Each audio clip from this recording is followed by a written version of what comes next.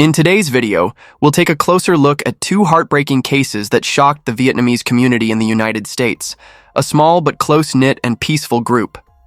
On June 21, 2022, the Vietnamese community across the U.S.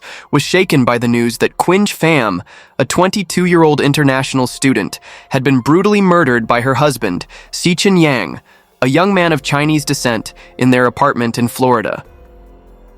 The disturbing details that later emerged left the public horrified, especially the chilling romantic narrative from the killer himself. This wasn't just a tragic story of a turbulent marriage, it raised deeper questions. Was it truly love? What drove this young man to such a cruel act? What were the underlying causes of this devastating crime? Let's dive into the little-known facts behind this shocking case. At 8:49 a.m. on Tuesday, June 21, 2022, Altamonte Springs Police Department in Seminole County received a 911 call requesting a welfare check on a woman at a residence on Ballard Street. The caller was Michael Cole Rathel, a manager at the Marco Polo Pool Maintenance Company. He claimed the woman's husband had just confessed to murdering her. Based on the information provided, officers from Altamonte Springs Police and the Seminole County Fire Department responded immediately to the apartment located at 909 Ballard Street. When officers arrived and knocked on the door with no answer, they requested a key from the rental office to gain entry. What they found was horrifying: a woman lying motionless in a pool of blood inside the bathtub, severely injured. At 9:13 a.m., the Seminole County Fire Department pronounced her dead at the scene. Investigators at the scene recovered a pair of pink rubber gloves and a bottle of disinfectant left on the floor, suggesting the killer may have attempted to clean up. The police report noted a deep laceration on the left side of the victim's neck, with blood pooling in the abdominal area. The victim was quickly identified as 21-year-old Quinh Pham, the woman officers had been sent to check on. Her husband, Sichin Yang, was not present at the scene, but police quickly named him a person of interest. Michael Cole Rathel, the pool company manager who first reported the incident, was also Yang's boss and friend. He recounted that Yang didn't show up for work that morning, which annoyed him. When Michael called Yang to scold him for being late, he noticed Yang sounded distressed on the phone.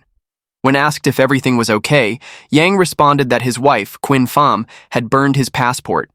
He then added, with an unsettling tone, that he became angry and did something he couldn't talk about. When pressed further, Yang abruptly confessed, "I did something terrible. I killed my wife." Recognizing the gravity of the situation, Michael immediately called the police. Just minutes later, 911 received a separate call from a woman who identified herself as the mother of 21-year-old Sichin Yang. Later that same afternoon, on June 21, 2022, Sichin Yang turned himself in. Born in 2001, Yang was a Chinese-American who had graduated from Oviedo High School in 2019. He worked as a pool technician and was a resident of Altamonte Springs. Police surveillance footage showed Yang sitting in a red Subaru outside the secured police complex. His arrest was carried out smoothly without any resistance. Yang was then taken to an interrogation room at the Seminole County Sheriff's Office, where he was questioned by Lieutenant Sprague and Detective Gagliardi, with a public defender present. According to Sichin Yang's statement, he had been struggling with vaping and battling a nicotine addiction. His wife, Quinh Pham, disapproved of it. She wanted him to quit nicotine and become a better man. Yang had promised her, but he admitted to police that he was having a hard time at work.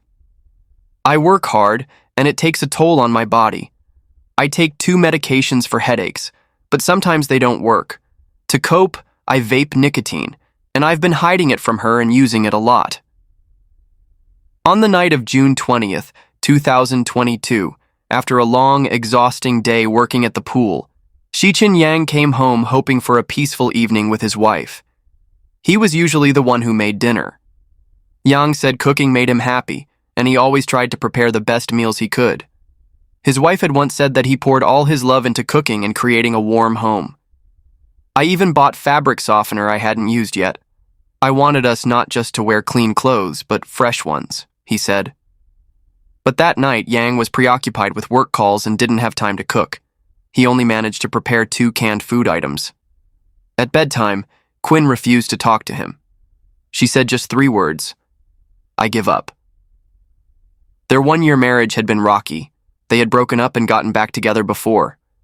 Yang realized this time she might really be ready to walk away. In his head, he kept asking himself what he had done wrong. After working all day, Yang had simply hoped to talk to his wife that evening, but she didn't want to engage anymore. Feeling heartbroken, Yang drove to a vape shop. In that moment, he said, he stopped believing he could be a better man. "I gave up the idea that I could be good when she said she gave up. She killed my hope." When he returned home, he found that Quinn had burned his passport in a fit of anger. "She wanted me to pack up, leave, and give her space. She even threatened to scream so the neighbors would call the police." Yang told Quinn that getting a new passport wasn't a big deal, and he forgave her. He believed he needed time to quit nicotine, but Quinn didn't agree. She told Yang's friend that he was incapable of changing. That night, Quinn didn't want to sleep in the same bed. "All I wanted was to hold her, to reassure her that things would be okay." But she wouldn't accept that. She walked away, looking defeated, and went to bed. The next morning, Yang set an early alarm but snoozed it and went back to sleep. When the alarm rang again, he got up and tried to comfort Quinn. He wanted to compromise. He said he would cut back on nicotine gradually, but Quinn told him she was packing up and leaving. Yang got ready for work, drank some water, and had a light snack. "I was supposed to be at work by 7 a.m., but I spent a long time trying to talk her down, and it didn't work. I had a headache and wanted to take my medicine, but I couldn't find it. Some of my stuff was missing, my phone charger, my meds." Yang said Quinn had a tendency to be petty during breakups. She might return his things, might sleep in her car if she couldn't find a place to stay, but he was also worried she'd damage his clothes. So he packed most of them into his car. I tried to explain to her. I said she could stay a few more nights if she needed, but she told me she had friends who could help. Yang's anger began to boil over. He had a pounding headache and asked about his medicine, about his charger, but Quinn didn't respond. They were standing near the wall by the kitchen entrance. She told me to stop being manipulative. She said she wasn't going to manipulate herself anymore or try to make people pity her. Every 20 seconds or so, she repeated that she was leaving. She made me feel like I was worthless, like I was in hell. My head was pounding, and I kept wondering, was she really trying to destroy me? According to the police report, in a fit of rage, Sichin Yang slit his wife's throat. When she tried to crawl toward the door, he carried her to the bathroom and placed her in the tub. Yang turned on her favorite music, held her hand, and watched her bleed. For those 10 fateful minutes, Sichin Yang did nothing to save his wife. The 21-year-old told detectives that his anger kept building. In that critical moment, he knew he could stop, but he didn't. When police asked why he didn't stop, Yang coldly replied, "That's not how I was raised." He explained that he was the kind of person who, once he started something, had to finish it. After his wife stopped breathing, Yang began cleaning the blood off the walls and floor using disinfectant, trying to erase the evidence. It was around 7:20 a.m.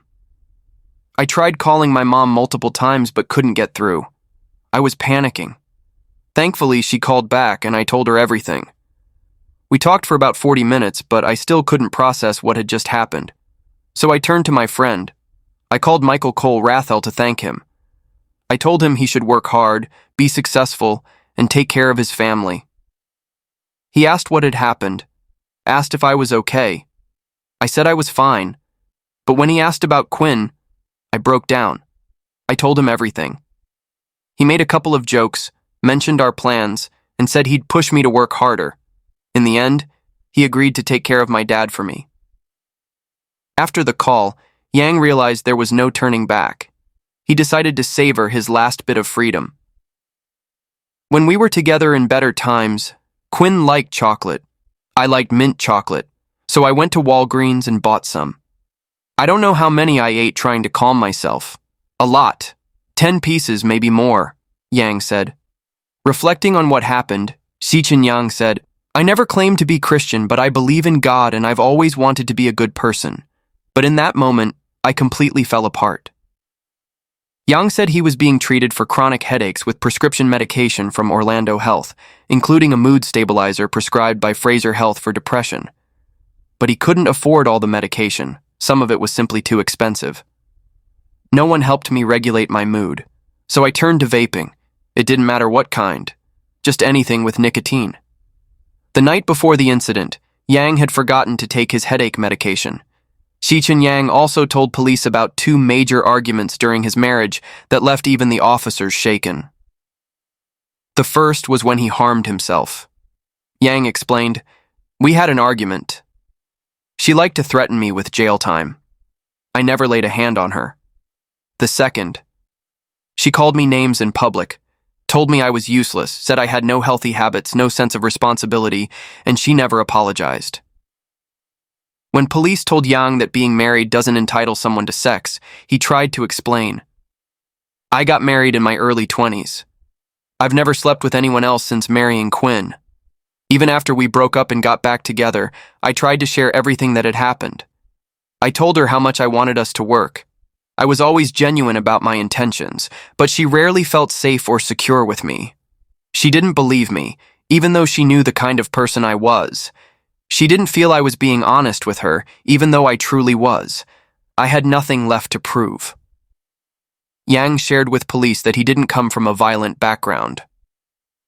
"There might have been some random acts of aggression, like when I got a note wrong in piano class, or held my pen wrong, or during military training in 8th grade, but that was it." When asked what he would say to Quinn if she were in the room at that moment, Xichen Yang choked up and said, "I love her. I worked hard even during the holidays. I just wanted comfort, to watch TV, to cuddle. If she were here in this room right now, I'd say, 'Hey baby, I'm sorry. I have to go to work today, but when I get back, I just want to see you. I just want to be with you. I don't want to be with anyone else. We're still amazing like before. I've never touched anyone else. Let's go.'" But in the end, Yang bitterly confessed, "Has anyone ever been in a situation like this? Maybe no one will believe me, because I'm the boy who cried wolf." Huyen Thi Thuy Nga, Quinn Phom's mother, currently living in Nha Trang, Vietnam, tearfully recounted her daughter's difficult journey in America. Quinn was born in 2000 in the city of Nha Trang, the middle child in a family of 3 daughters. At first, she dreamed of studying abroad in Japan and spent 2 years learning the language. But then, a relative in the U.S. encouraged Ms. Nga to send Quinn to America instead, promising to provide housing and meals if the family could cover tuition. On March 18, 2017, Quinn's fam arrived in the United States just shy of her 17th birthday. 5 months later, her parents divorced, which led to financial hardship. Her father refused to provide support, and Quinn had to struggle on her own in a foreign land. The only time Quinn returned to visit her family was in December 2017, before heading back to the U.S. to face new challenges. After studying in Seattle, she moved to Florida and stayed with a great-aunt, her maternal grandfather's sister. However, not long after, she moved out to begin living completely independently. According to her mother, Ms. Nga, Quinn was fully aware of her family's situation.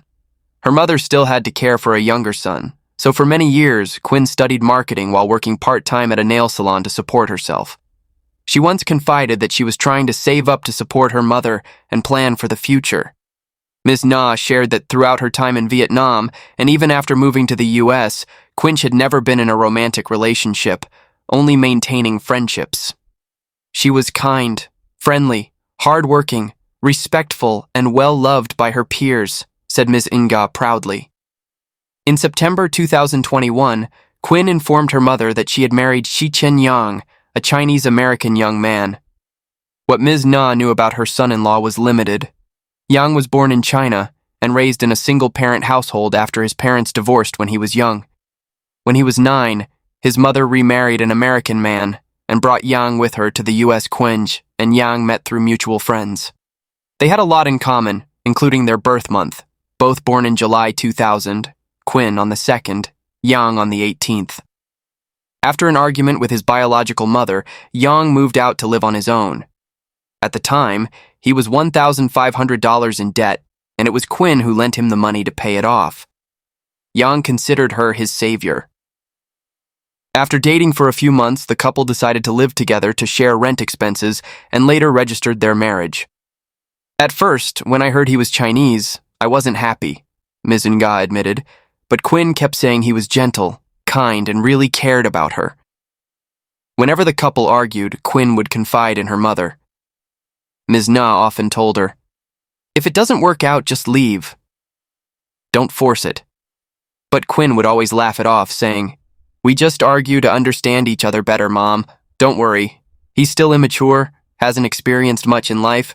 I try to explain things to help him grow." Once, during a heated incident, police arrested Xichen Yang, but because they were married, Quinn couldn't bring herself to press charges and send him to jail. On the night of June 20th, 2022, the night before the tragedy, Quinn called her mother and said she and her husband had another fight. He was vaping. I confronted him and he denied it, but now he admits it and says he's sorry. You can relax, Mom. But by the following evening, the Na family in Vietnam received a devastating call from a relative in the U.S. Quinn H. had been murdered by her husband. For his brutal actions, Xichen Yang was charged with first-degree murder and tampering with evidence. He was held in a local jail without bond.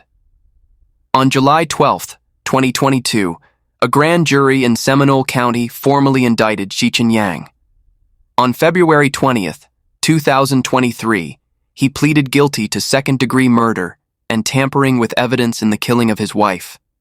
In the final ruling, Judge William Orth sentenced Xichen Yang to 40 years in prison, along with court costs, fines, and fees totaling $11,675. This plea deal was the result of negotiations between the defense attorney and the prosecutor.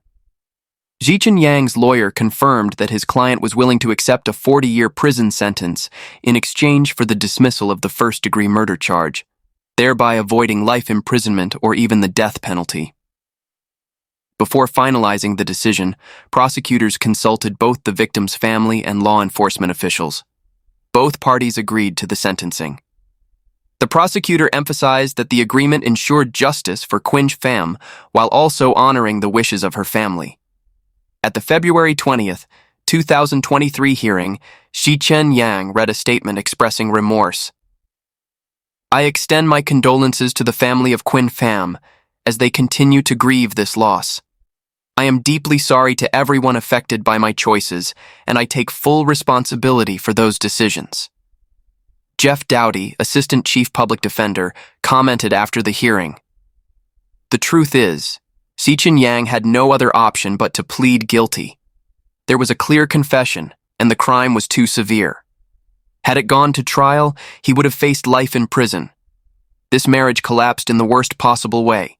An unresolved conflict led to a tragedy." As Yang was fingerprinted in court, his mother couldn't hold back tears witnessing her son receive such a heavy sentence. His family had never been involved in crime before, and Yang had no serious prior offenses. After the death of Quinn Pham, a Vietnamese girl in the U.S., a friend launched a GoFundMe campaign to help her family bring her body back to Vietnam. "Burying Quinn, who was so loved and had formed many friendships during her time with us," Irvan Tran wrote in the campaign description. The fundraiser collected nearly $30,000, well above the initial goal of $10,000, just days after launching. Quinn's mother, Huyen Thi Thuy Nha, received assistance with immigration procedures from immigration expert Mr. Thuan Ngo. Thanks to his help, she was quickly granted a visa to come to the U.S. and claim her daughter's remains. Quinn Pham's funeral was held in the U.S. on July 31st, 2022. Her body was brought back to Vietnam on August 5, 2022. Quinn Pham's death was not only a devastating loss for her family, but also a sobering reminder for young people entering marriage without the necessary preparation for a lasting partnership, namely, understanding, responsibility, and healthy conflict resolution. That concludes the first case in today's video. Now let's move on to another case involving a member of the Vietnamese community in the U.S. In a small town in Kern County, California, a gruesome murder shocked the local community and claimed the life of a young woman. Daniel Gunnarsson, a 21-year-old man, was convicted of brutally murdering Katie Pham, a beautiful 21-year-old Vietnamese-American woman. The case not only left a devastating loss for the victim's family and the peaceful Ridgecrest community, but also raised deeper reflections on the fragility of life and the importance of vigilance. Katie Pham was born on April 4, 2000 in Ridgecrest, a city in Kern County, California. She was the only child of Thomas Pham and Jennifer Pham and was part of the third generation of a Vietnamese immigrant family in the U.S. Whenever Katie smiled, two deep dimples appeared on her cheeks, and she smiled a lot. Known to her friends as Catherine, the 20-year-old had a generous heart and a positive personality. In high school, she was an active member of the cheerleading team. She loved horseback riding, swimming, and going to the beach. Katie was also an animal lover who spent hours playing with cats and dogs at the local animal rescue shelter. In 2021, Katie caught the attention of Daniel Gunnarsson, who was also 20 at the time. The two had gone to high school together in Ridgecrest and graduated in 2018. Daniel's father was Icelandic, and his mother was of Czech descent. Like Katie, Daniel had spent most of his life in Ridgecrest, California. However, he had lost his mother, a professional cellist, the year before. Although they had only been dating for about a month, Daniel quickly fell for Katie's beauty and cheerful personality.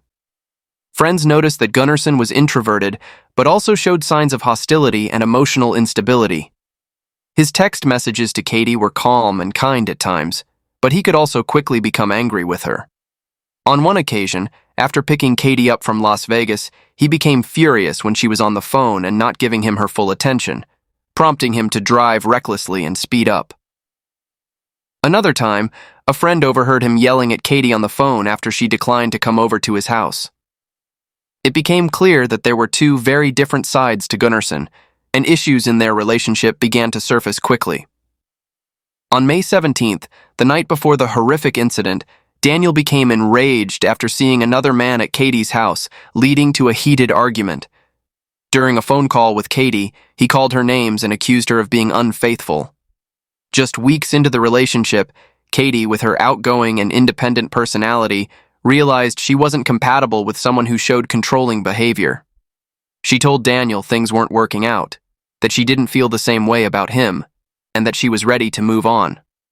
Daniel Gunnarsson was devastated to learn that his romantic feelings were not returned. The next morning, he went to his stepfather's house on the 900 block of Skylark Avenue in Ridgecrest. Seeing how upset Daniel was about the breakup, his stepfather encouraged him to go apologize to Katie Pham. So Daniel called her, begging for another chance.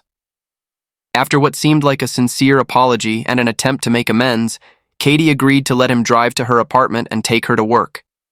Katie Pham had learned that the day before, after their argument, Daniel had behaved so erratically that his friends grew concerned.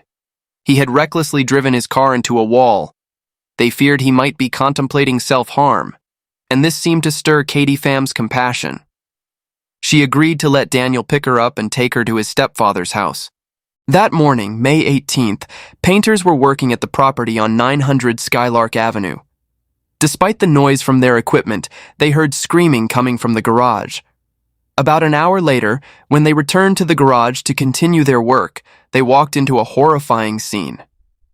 The painters found Katie Pham lying face down on a mattress, her clothing disheveled. She had been the victim of a brutal assault. Daniel Gunnarsson stood nearby, covered in blood. At the scene was a 24-inch ice axe, typically used for breaking up ice in the winter, with a serrated blade and a long handle. The Kern County Sheriff's Office was called to the scene on Skylark Avenue in Ridgecrest.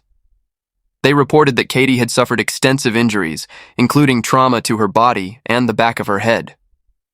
Her remains had been dismembered. When asked what had happened, Daniel told authorities, "I killed her." When questioned about the injuries to Katie's head, he replied, "I don't know. Maybe I hit her with the ice pick."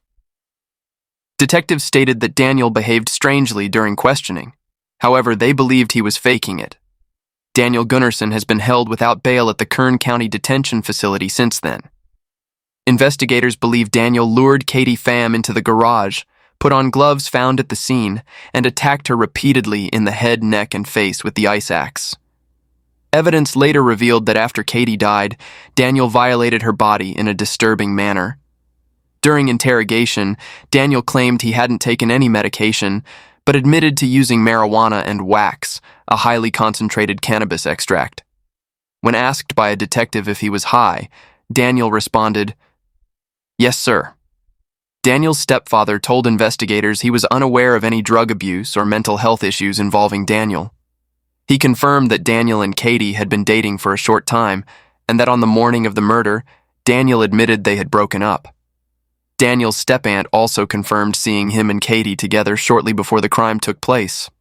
Although statements were gathered, the criminal proceedings against Daniel Gunnarsson were paused to assess whether he was mentally competent to stand trial. The Kern County Public Defender's Office, which was assigned to Daniel's defense, released a statement.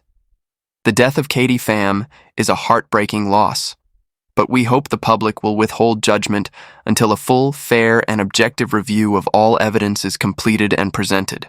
There are many complexities in this case." In September 2023, 2 years after the crime took place, Daniel Gunnarsson stood trial. Forensic expert Brooke Ramirez from the Kern Regional Crime Lab testified that the DNA samples collected at the crime scene matched Katie Pham's DNA. A very low level of male DNA was found, but was insufficient to develop a profile. When testing multiple swabs taken from Katie Pham's body, Ramirez did not detect any male DNA, or only trace amounts that could have come from Gunnarsson, or possibly not. During the trial, Daniel Gunnarsson did not admit to killing the victim. His defense attorney, Lexi Blythe, argued that someone else could have entered the garage and attacked Katie Pham. She told the jury that her client had not committed any sexual assault against the victim. Regarding the gloves found at the scene, Blythe suggested they could have been left by emergency responders, perhaps used by a paramedic who treated Katie Pham.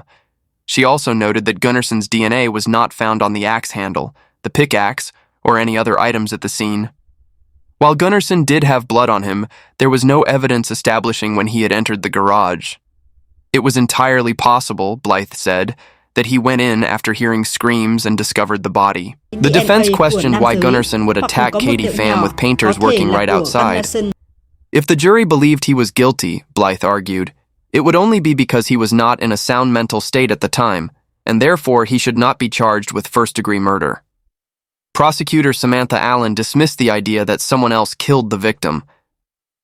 "He was still in there doing those things when he was caught," she told the court, adding that there was no evidence Katie Pham had provoked him in any way. The prosecution claimed Daniel Gunnarsson acted out of jealousy. He was upset over the breakup and had become obsessed with a man he believed had left Katie Pham's home. Although their relationship had ended, he was also angry about messages Katie had exchanged with someone on Facebook. Nicholas Castile, 33, a current inmate at San Quentin State Prison serving time for 3 counts of arson, was called to testify. He claimed he was housed with Daniel Gunnarsson at Lerdo Jail for about 3 to 4 months, while Gunnarsson awaited trial. During that time, Gunnarsson allegedly spoke about his tumultuous relationship with Katie Pham. He admitted losing emotional control and attacking her at his father's house. The breakdown in their relationship, according to Gunnarsson, was partly due to his drug use. While Gunnarsson did not explicitly confess to killing Katie Pham, he admitted to inflicting serious injuries with a pickaxe. According to Castile, Gunnarsson never expressed remorse. Castile told the jury, "Katie Pham's only mistake was dating the wrong guy. Only a monster would do something like that." Sheila Rockwell, Katie Pham's grandmother, addressed the court and expressed her regret that California no longer has the death penalty. If anyone deserves it, it's him. She also mentioned Daniel Gunnarsson's 10-year-old sister and asked him what he thought about her having to grow up with the burden of having a brother who's a brutal killer. Gunnarsson simply replied, "Honestly, I don't know. Mr. Thomas Pham, the father of Katie Pham, remains deeply haunted by the tragic death of his daughter. He constantly wonders what thoughts went through her mind in her final moments, when the man she had only dated for a month mercilessly attacked her with a sharp ice axe. Speaking before the court, Mr. Pham said Katie must have felt hopeless and powerless as the monster, Daniel Gunnarsson, struck her repeatedly with fatal blows. He also expressed deep anguish at the thought of the horrific acts Gunnarsson committed after taking the life of his only daughter. What kind of person could take pleasure in killing a young woman with an ice axe and then go on to desecrate her body? After Mr. Pham and other family members expressed their grief and outrage, Judge Brian McNamara sentenced 23-year-old Gunnarsson to 25 years to life in prison, plus an additional 2 years and 4 months for first-degree murder, use of a deadly weapon, and desecration of a human corpse. Judge McNamara also rejected the jury's and defense's suggestion that Gunnarsson acted out of emotional distress. As the sentence was read, 3 female jurors were brought to tears. Daniel Gunnarsson sat silently as the verdict was delivered, showing no emotion. His blank stare reflected a chilling emptiness, an unsettling calm in one of the darkest moments of his life. In a statement following the sentencing, Kern County District Attorney Cynthia Zimmer said, "This behavior is reprehensible, even for prosecutors well acquainted with homicide cases.